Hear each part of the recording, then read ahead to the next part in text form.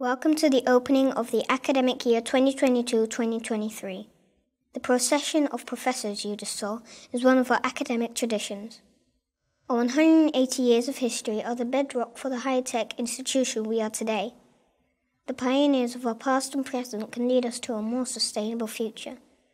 In the here and now, that means marrying classic science to modern insight and creating actual solutions, says my granddad, who is Vice Rector Magnificus Rob Mudder.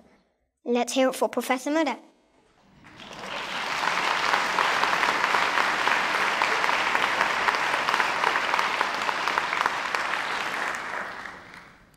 Good afternoon and a warm welcome to all of you here in the auditorium. Great to see so many people, and of course those joining online.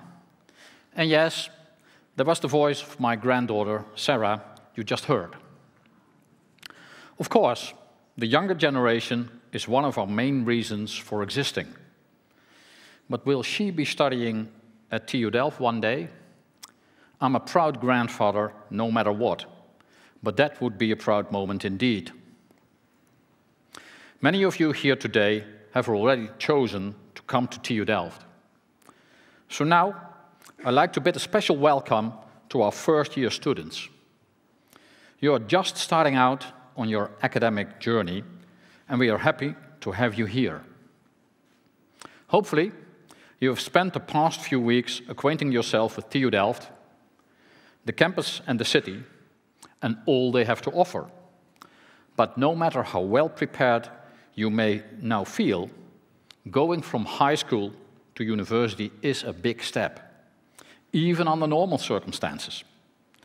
Academically, socially, financially, emotionally, you enter a different world with new responsibilities, deadlines and commitments, as well as new distractions and temptations. Coming out of the pandemic makes starting at university perhaps an even bigger step. The good news is that we are now back on campus full-time, at the vibrant heart of our university. This is where it all happens. Here we meet and teach, and get inspired and feel connected. Coming to campus, taking part, meeting like-minded people, as well as completely different people. It is all an essential part of your educational experience. So I advise you to make most of everything our campus has to offer. For starters, this is your chance to work with the expert in your chosen discipline and to study your favorite topics with them. What an opportunity. Moreover, personal development is also very much part of education, and there is a lot to learn outside of lecture halls and classrooms as well. So do take part in sports and cultural activities, and in the vibrant student life in the city of Delft. But also remember, if you can't cope, or are feeling lonely, or encounter any other difficulties, we are here to help you. So, what can you expect from your time in Delft? First of all, we offer you strong foundations. Our heritage goes way back in time, to the mid-19th century. The Royal Academy, as we were then called, was founded in 1842. With 180 years of history, we are built on firm ground. Over that period, our researchers have enlarged the body of knowledge, and our graduates have produced impressive results, often very tangible ones, that can be seen not just on our campus, but all over the world. But our greatest heritage must be our graduates. By today, some 110,000 TU Delft alumni around the world are carrying on our engineering traditions and keeping up the good work. All this forms the bedrock for your education here. It all starts with us laying the foundations of science, design and engineering, and of your knowledge and skills. We do that more rigorous than in secondary school. The piles, as it were, have to be driven in much deeper to support the edifice of your knowledge. Otherwise, you will find that later on in your studies and in your professional career, you run the risk of toppling over when you find yourself on shaky grounds. And remember, you cannot build on quicksand. Much of what we do here is grounded in the work of the generations before us.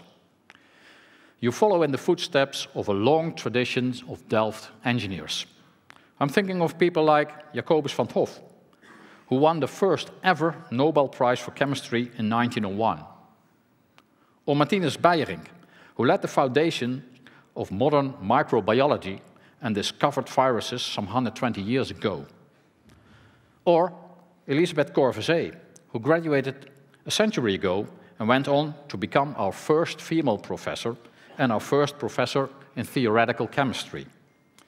And there are many more. Your education will be built on the knowledge they created. That doesn't mean we are teaching you old hat stuff through outdated methods. While the basics remain largely the same, we continuously update our programs and teaching in line with our standing as a high-tech institution and with what is happening in the world around us. For example, a decade ago, we couldn't have foreseen how important things like cloud computing, virtual reality, big data, and artificial intelligence would become in the life of an engineer. But now, these are skills that every TU Delft graduate should have at some level.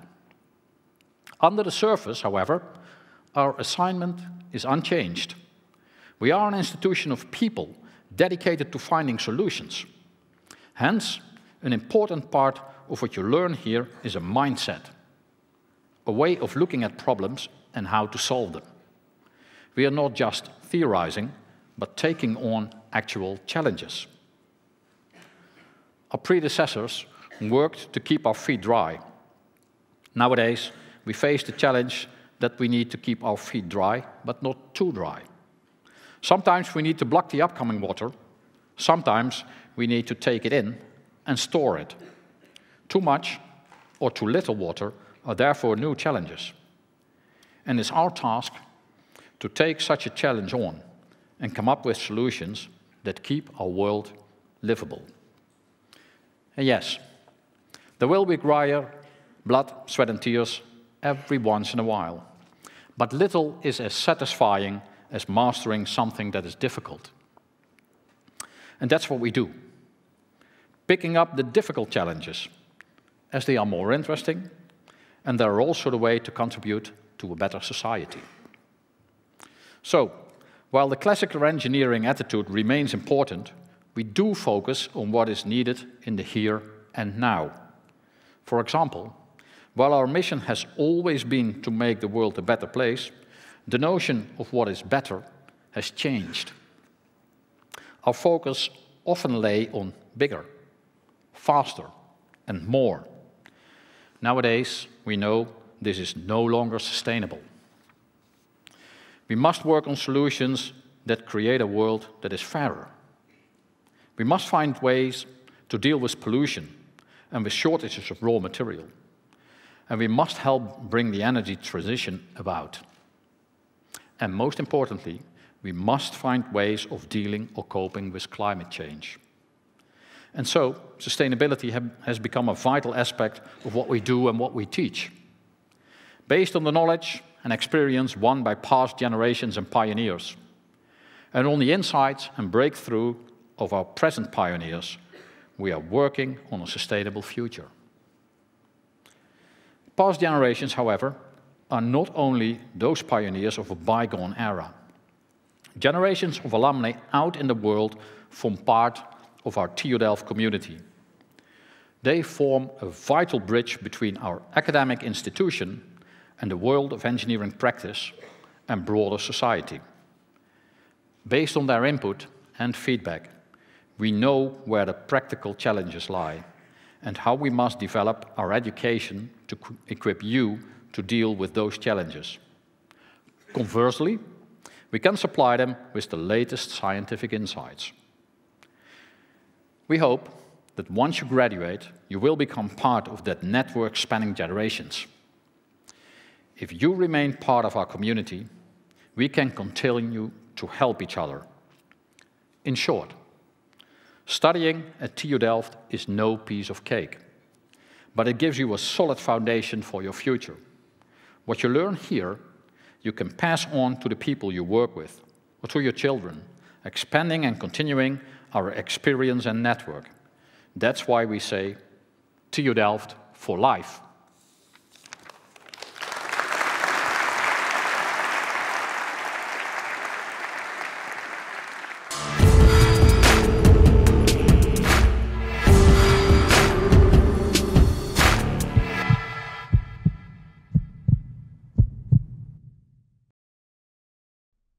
Wise words from Professor Mudder that can guide our first-year students, and all of us. And what about earlier generations of students?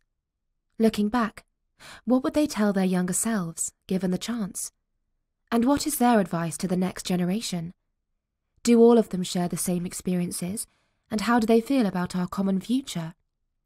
Let's get to know 3 generations of TU Delft.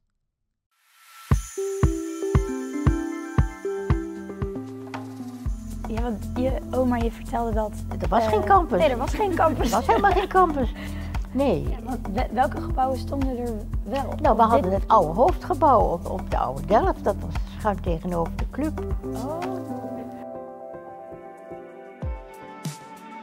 Ik heb wat meegenomen, dat is van opa. Collegekaarten van elk jaar en een werkstukje wat we moesten veilen. Ik hoorde dat het een hele moeilijke klus was geweest, maar hij heeft ook zijn letters en het jaar wat het gemaakt is, heeft hij erin gestempeld. Dat is uit 1951. Wat er als eerste naar voren komt als herinnering is vooral de overgang van thuiswonen en de middelbare school en eigenlijk een behoorlijk beschermde omgeving naar deel worden van zo'n grote gemeenschap als de Technische Universiteit. Ik vond het enorm groot. Maar vooral ook het op kamers wonen en verantwoordelijkheid krijgen. Ik begon aan een volgende fase in mijn leven. Als ik zo terugkijk, kan ik dat heel duidelijk zien. Ik denk dat can-do ook wel een trait is die ingenieurs in het algemeen wil hebben. Omdat je altijd wel iets nieuws te brengen of nieuws te maken. Dus dat is sowieso wel iets wat mensen met een technische achtergrond wel, denk ik, verbindt ook.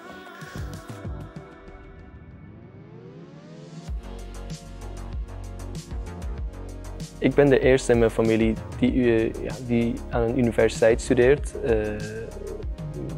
Iedereen is best trots op mij dat ik dit doe en dit motiveert mij ook heel erg. Er wordt altijd gevraagd hoe het met mijn studie gaat, dus best wel leuk eigenlijk. Ik ben in 50 gaan studeren en de dubbel helix is in 58 pas ontdekt. En nou ja, dus dat was heel interessant. En nou, toen kwam Puk, die zat te knippen aan die dubbel helix. Het is wel heel bijzonder dat wat ik heb ervaren is dat ik altijd met al mijn vragen, ook tijdens mijn studietijd, nog tijdens mijn bachelor, van oh, ik snap dit niet, met calculus bijvoorbeeld, dat ik dat kon vragen aan mijn vader of aan mijn moeder. En dat dat eigenlijk heel bijzonder is. Doordat ik eindeloos bevraagd ben door mijn begeleiders, eigenlijk vooral om na te denken op allerlei niveaus. Dus dat al die niveaus een soort plek krijgen in een ontwerp.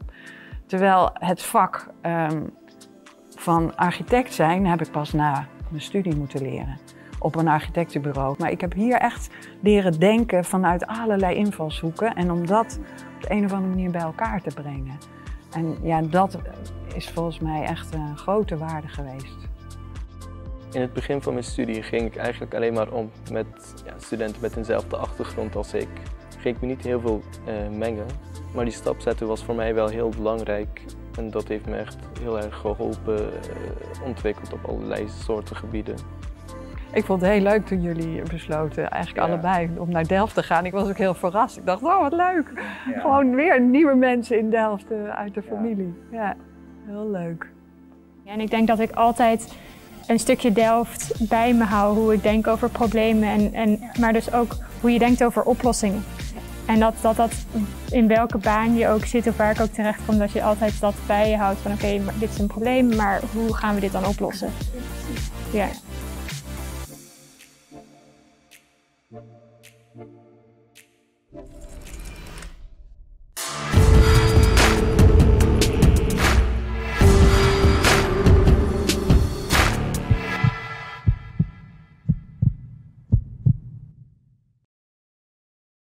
It's great to witness the bond between generations.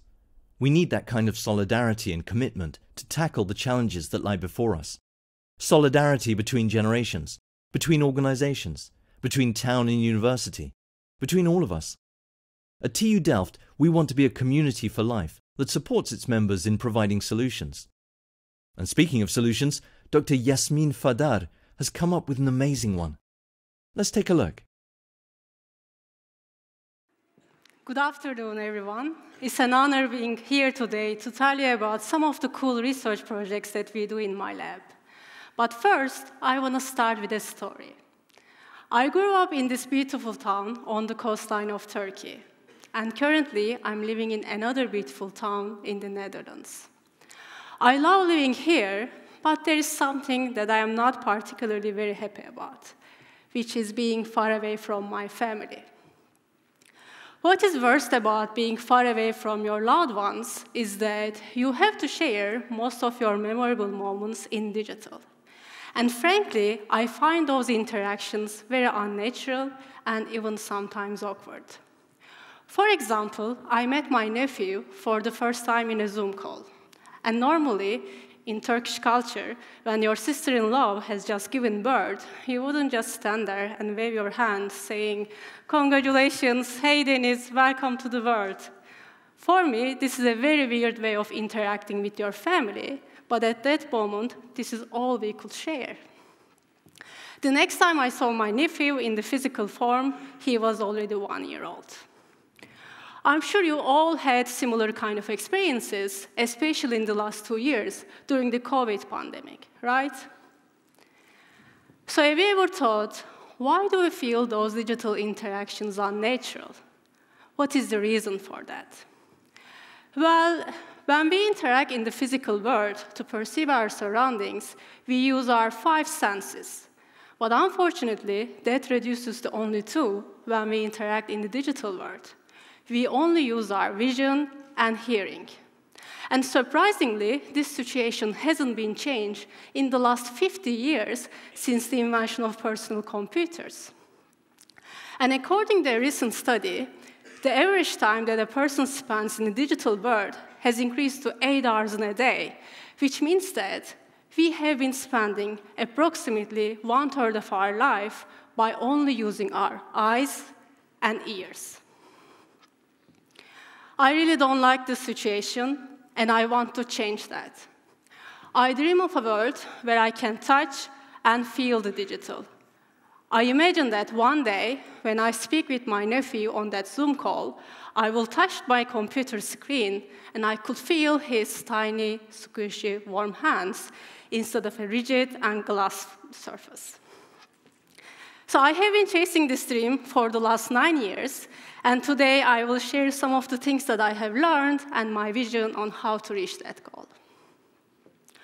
So how can we digitize tactile fields? Let's first think about how we digitize audio and visual data, the ones that we can already do. Imagine that you went to IKEA and saw this beautiful red carpet. You want to buy it, but before making a decision, you want to ask your partner's opinion who is at home, and probably who doesn't like red, like my husband.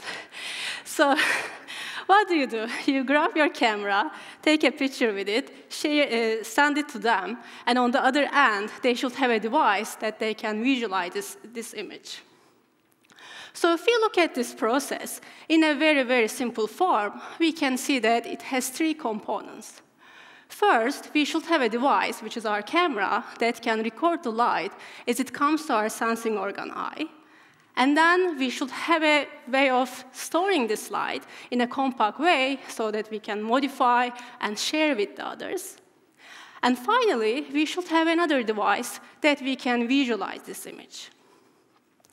And this process is also very similar for the audio data. Instead of a camera, we have a microphone. Instead of a display, we have a speaker. And instead of a JPEG file, you have MP3, MP4 files. So if we follow the same process, can we also digitize tactile fields? Yes, we can. The current technology allows us to record the interactions that happens between our fingertip and the surface in the form of forces, and we can replay those forces using electrovibration displays.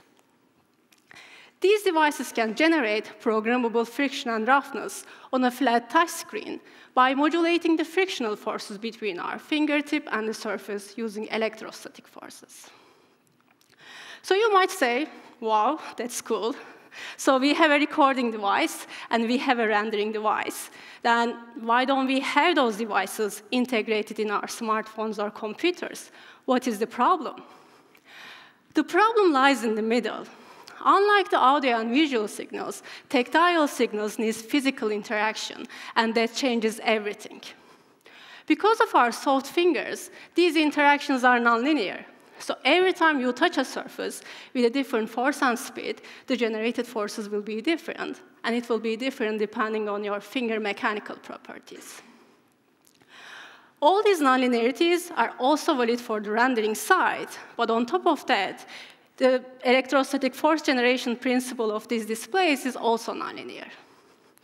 So because of all these complexities that I will not talk a lot today, it is not very straightforward to instantly record a surface field and render it on a touch screen. So unfortunately, right now, we cannot just go to IKEA and record how this carpet feels and render it on your smartphone. But what I do, I record these interactions in my lab using sophisticated sensors and experimental equipment, and I do this for different textures and different interactions. Then I fit mathematical models that represent those interactions, and that also compensates all these nonlinearities, including the electrovibration display. I really like this methodology. You can definitely generate some natural sensations on touch screens. But there is something wrong with that one. Because if you remember the IKEA photo that I showed you, we didn't have only carpet there, right? We had the walls, we had the coffee table, we had the couch, and imagine how many web pages you scroll in a day, or how many objects you touch in a day. So if I want to use this methodology to digitize all the texture fields in the world, I should have a huge database. I will not say impossible, but I think this is a very infeasible way of digitizing texture fields. And even we had such database, right now we cannot modify these texture fields like we can do for images or sounds. What I'm trying to say is that right now, if you take a photo, for you it's very easy to modify how it looks by changing its brightness, sharpness, or contrast. Because we know a lot about how the image parameters are related to our visual perception, but we don't know the same thing for our tactile perception. We don't know how these texture rendering parameters are related to our touch sense. So recently, I'm honored to get a Veni grant from NWO so that I can attack these challenges and invent a new texture modeling methodology that I can also incorporate human perception. So hopefully, if I can manage to do that, instead of having a huge database, I will have only one model that I will modify its parameters based on the fields that I want to generate. I cannot say how am I going to do that, because we have to apply a patent first, but I should say that I'm very excited to work on this project in the next 3 years. Because if I can do that, maybe one day, when you touch the surface of your smartphone, you can feel the walls of Collegium or surface of the Mars. But as you may notice, the examples that I give you are mostly rigid surfaces. Because unfortunately, these electrovibration displays can only modulate friction and roughness right now. So we are not at the stage of changing the deformability of a touch screen, changing its temperature, and changing its friction and roughness at the same time. Because remember, I want to feel the tiny, squishy, warm hands of my nephew, not only its friction and roughness. So we are not at the stage yet, but we are working on that. But in the meantime, we found another solution. With my former master student, Bense, we invented a device that you can hold like a pen, and when you interact with a touch screen, you can also feel all these different tactile cues. And with my former bachelor students, we also designed another device that we can collect all these different tactile cues. So we call this recording device Field Scan, and we call the rendering device Field Pen. And currently, we are optimizing these devices and looking for different strategies to how to combine all these different tactile cues. And you can certainly collect how a baby skin feels and render it using Field Pen, but I think this is still a very unnatural way of interacting with the digital. So maybe in the meantime, we can use these devices for other kind of applications. For example, rendering the feel of fabric of the clothes that you would like to purchase online. So all the projects that I have told you have some kind of touchscreen interaction is involved. Because currently, touchscreens are an indispensable part of our lives, but it may not be like that. Maybe in the future, every object around us will be part of a computer. Especially with the advancements in augmented reality or virtual reality technologies, we think that this future is very close. So because of that, with my former postdoc, Becca, we worked on a wearable device that you can wear like a ring, and that can give you different vibration fields.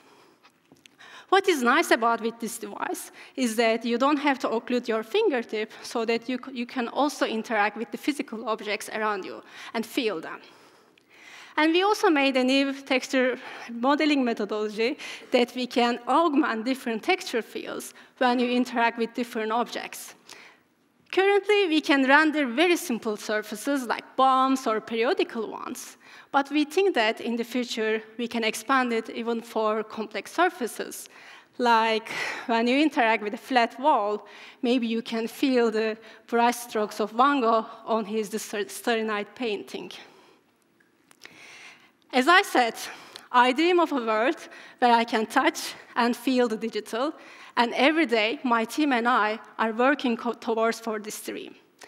And I believe that the day that I will talk with my nephew and touch my computer screen and feel his hands is not that far away. Thank you.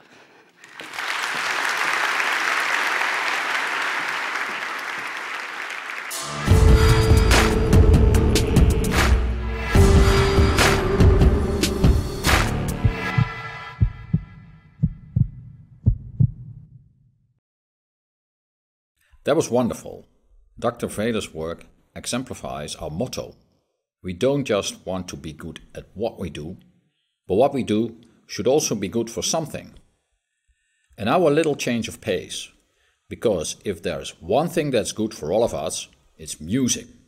Local band Duct Tape is going to put the party in this event. So let's see who can stay stuck to their seats. Take it away, Duct Tape.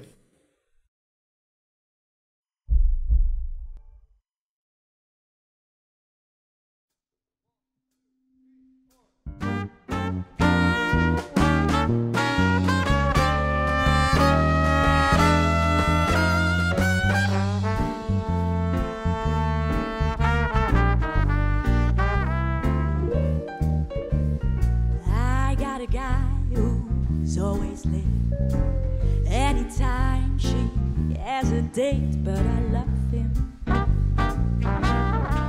Yes, I love him. Is you is or is you ain't my baby. The way you acting lately makes me doubt.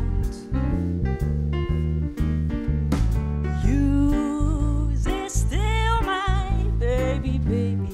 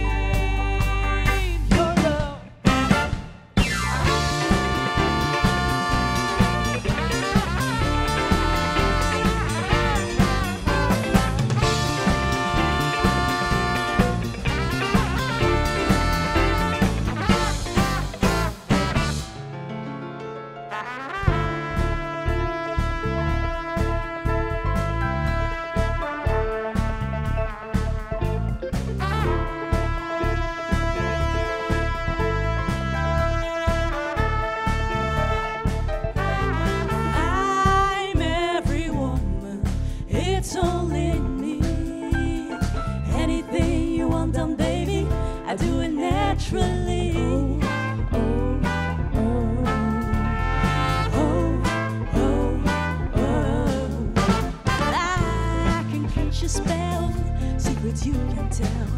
It makes a special brew, put fire inside of you. Anytime you feel a danger or fear, and instantly I will appear. I'm every woman. I'm every woman. I'm every woman. I'm every woman.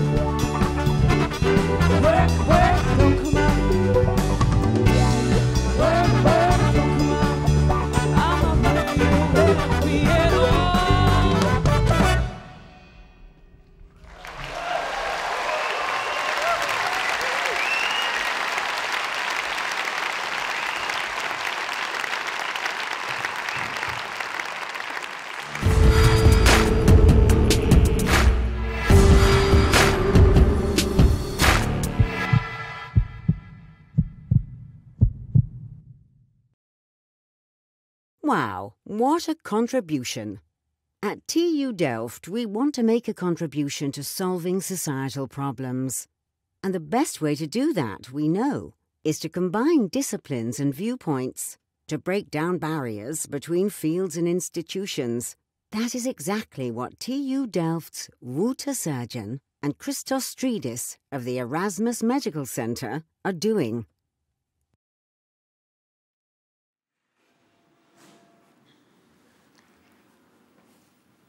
Kalispera, Christo. Oh, goedemiddag, Wouter. Wow, that music of duct tape was amazing. It still sticks in my brain. It's amazing what it does there in my brain. Rhythm, melody, beats, the licks, feel, breaks, movement, associations, memories, emotions. So the coming 15 minutes, we will be talking about the brain. Some say that we only use 10% of our brain and its capacity. Maybe you remember this movie. This is the movie from 2015 called Lucy. The lead role was for Scarlett Johansson as Lucy, and there was also an excellent role of Morgan Freeman as Professor Norman. And in there, it was suggested that if you could unleash the other 90% of our brain, we would have more brain power, more memory, better learning, better understanding. Let's do that. On the other hand, it's not correct. No. Well, some also say that actually we have two hemispheres in the brain, and the left one is the Spock from Star Trek, the analytic mind, and the right hemisphere is the Picasso, the artistic part. But that's also very simplistic. That's not exactly correct. There is a lot more to our brain than popular science. First, some numbers. In the human brain, there are more than 86 billion neurons. That's a bit more than 10 times the number of people on our planet. And these neurons, they have on average between 1,000 and 10,000 connections to other neurons. Well, that's on average more connections than we all have on LinkedIn. In total, the brain forms a whopping 65 trillion connections in total.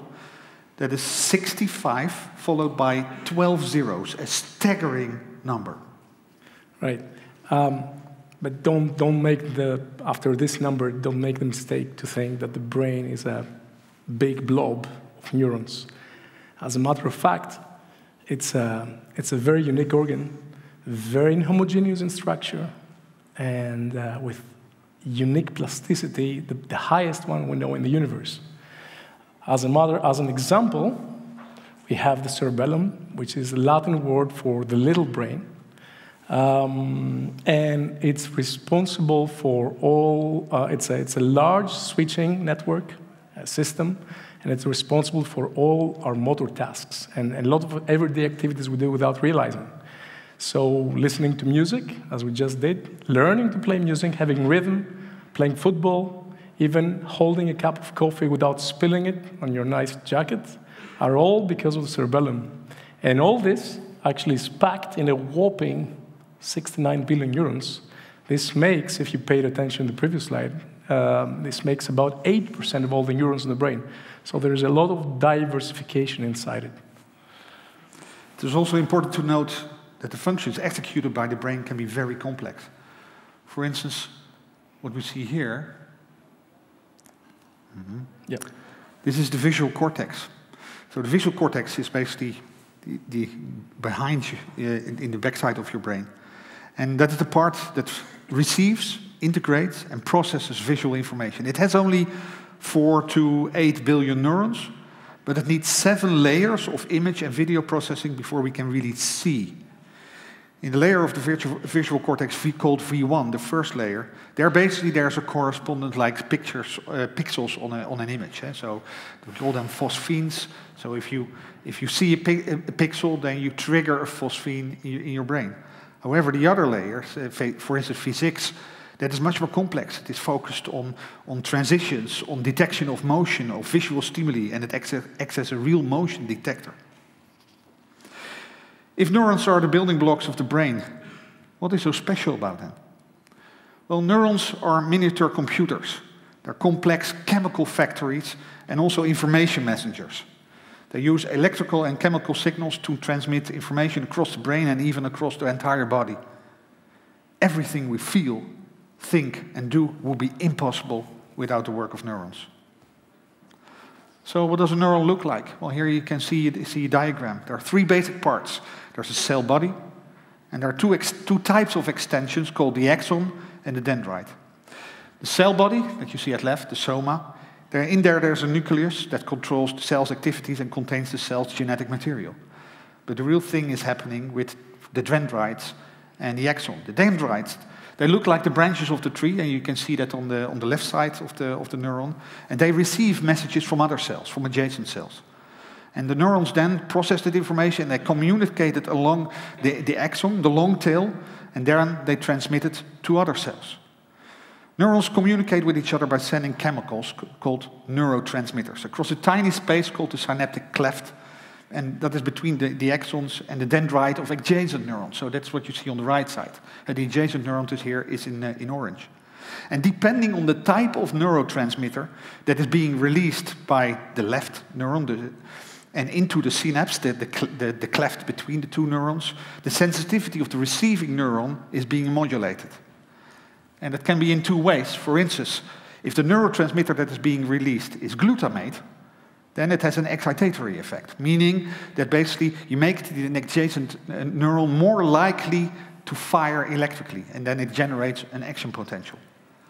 However, if the neurotransmitter that is released is GABA, then it has an inhibitory effect. So then that receiving neuron is less likely to generate an action potential. And so this is an incredible mechanism. Every single neuron out of these billions we have in our brains is a shocking machine. Be that as it may, what we think nowadays is that the emergent properties of the brain that makes us who we are actually relying mostly on the interactions of those neurons. millions and billions of interactions between those neurons, what is known in modern science as network dynamics. Here you can see a picture from a technology called tensor diffusion imaging. And this image is actually from a living, breathing human being. He's awake. And it's coming from a very famous project. You probably heard it. It's called the Human Connectome Project. And what it shows you is this dynamic interactions, the chatter between the neurons in our brain that happen every single second of our existence. And what if it goes wrong? What about epilepsy? Yeah, and so because of these very complicated interactions, which is a very beautiful phenomenon, of course, when we have certain diseases in the brain, we have also complex ways that this system can break. Here's an example, a very prominent example is epilepsy.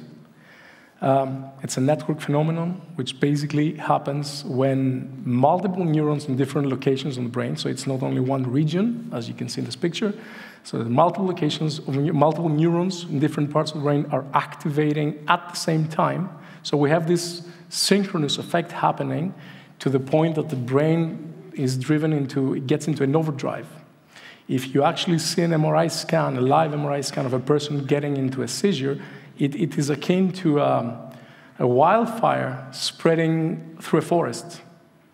And you can see this in this small animation, while healthy neurons are firing at a regular pace beyond a certain point when epilepsy ensues. See? Start saying this rapid firing of neurons. So this situation, this condition, of course, you can imagine that it causes neurons to degrade and even die. So it's a very discomforting, in certain cases painful, and in also certain rare cases, it can also, a situation can also lead to death. Besides that, you can imagine a person with epilepsy cannot function normally in the general case in a society. So it's a huge personal, but also societal problem that we have to deal with. Epilepsy is affected by genetics and the environment. It's very patient-specific, and it's transient in nature, all of which make it a tough problem to crack. But before we are able to tackle it, we first need to understand it better. And how do we do that?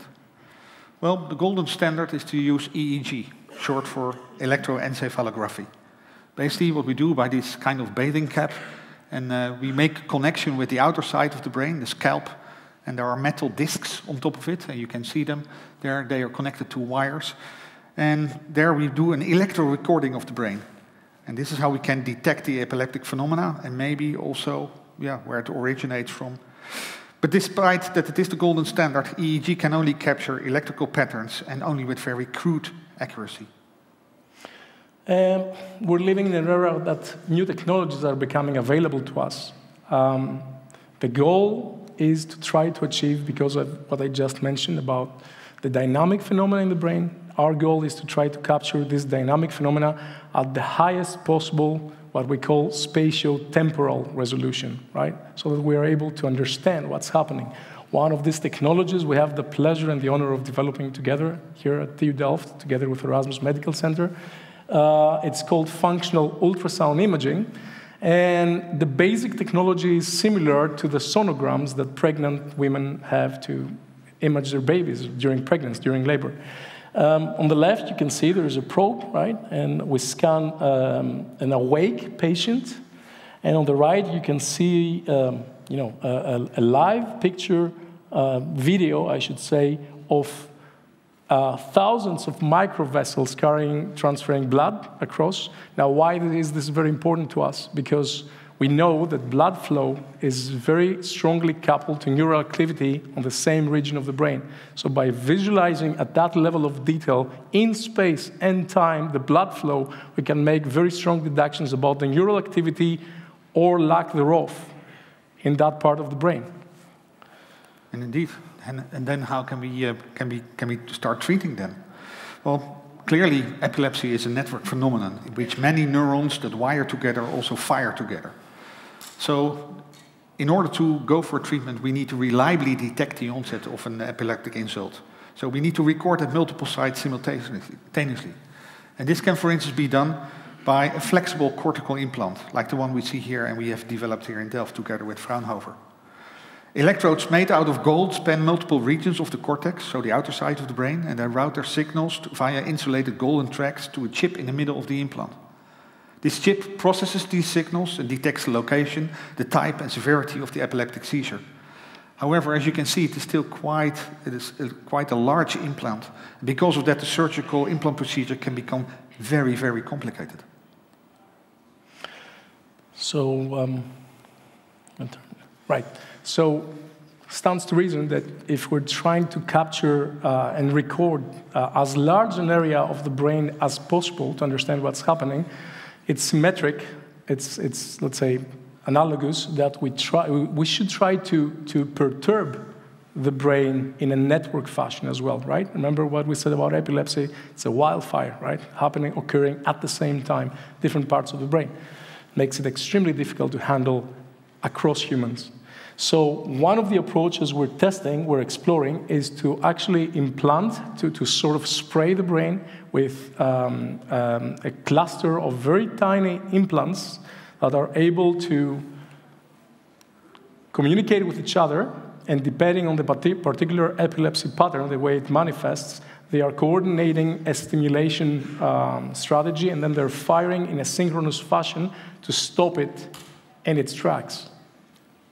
Or we might get lucky and find a single sweet spot from which we can suppress epileptic seizures without the need for a network, wherever they might occur in the brain. And a suggested stimulation site could be, for instance, the vagus nerve. The vagus nerve is so named for the Latin word wanderer. Vagus means wanderer. It's the longest cranial nerve that wanders through our body. It's the information highway between the brain and the internal organs, like the gut, the spleen, the heart, the lungs, the pancreas, etc. And with 80% of its fibers, it directly communicates to the brainstem, the central part of our brain. In the neck, it passes right under the skin, so it is very close by and it is easy to interact with. Of course, the vagus nerve can be stimulated electrically, but it's not very spatially selective, so we do not really know which nerve fiber inside the bundle we will target. So a better option might be to use focused ultrasound, as being investigated by my colleague Tiago Costa. So then it becomes a smart patch. Well, all of this is happening right now and requires groundbreaking research, which we do here in Delft and with our partners in the Medical Delta. As real breakthroughs in medical technology can only happen with your help, dear freshmen, dear students, dear colleagues, and dear alumni. For life. For quality of life.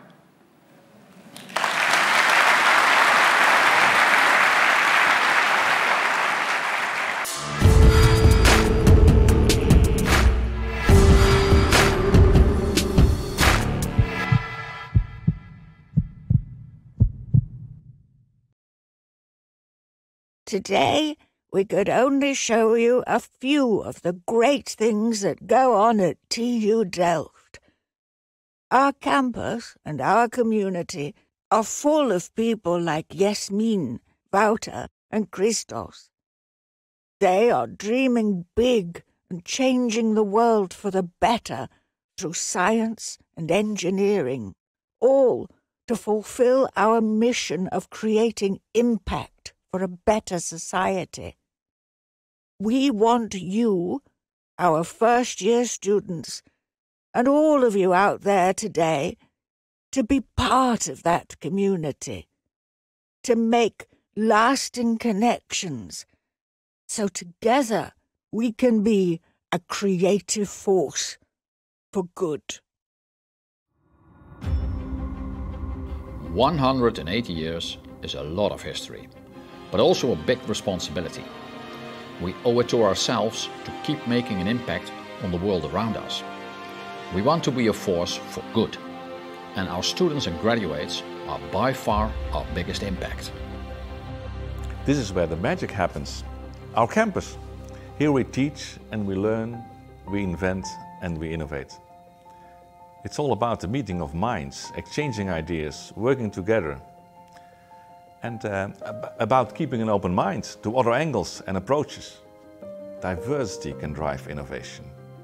Every year we welcome people from all over the world, and so many of our graduates end up in an international setting. Just imagine the network of shared knowledge and experiences that creates, like one huge family spanning the globe. It is important we do the right things and we do them right.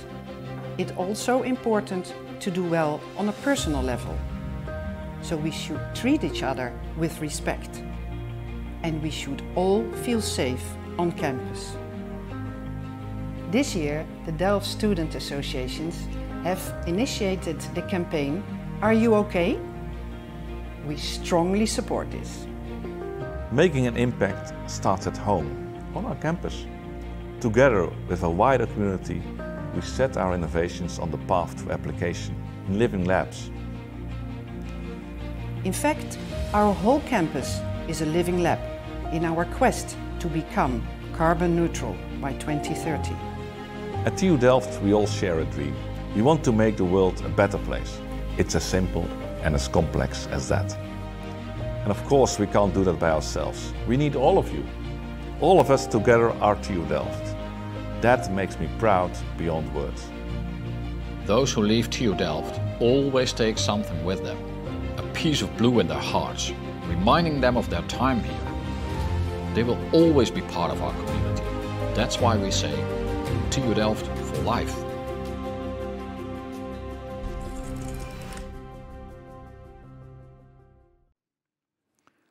I think this was a great portrayal of our TU Delft community. But it also brings us to the end of our academic ceremony. I hope it will lay many foundations for us to continue the work and act upon. For our new students, as an incentive to put their shoulders to the wheel and start as they mean to go on. But also to feel welcome and supported and safe. For our senior students and our colleagues, as an incentive to kick off the new academic year with vigor, creativity and passion, but also to feel needed and supported and safe. And for everyone here today and our wider community, as an invitation to keep taking part in this wide and wonderful network. We couldn't do it without any of you. So, thank you for being here today. But our afternoon is not quite over yet. If you can, please come and have a drink with us at the reception in the foyer on the first floor. There you will be able to meet and greet today's speakers. However, I would like you to remain standing for a moment until the cortege has left the hall via the stage. Then please all leave the hall via the south side. And now, I declare the academic year 2022-2023 open.